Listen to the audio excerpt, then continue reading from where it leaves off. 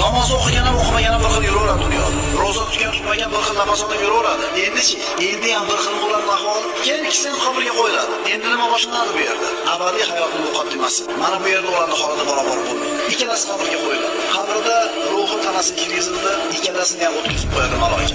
Mana endi asosiy imtihon boshlandi. Eng katta fitna boshlandi. Mo'min aytadi: "Robbing kim? Robbim Alloh" deydi. Dining nima? Dinim Islom. Sizlarni oranglarga bir kishi yuborilgan.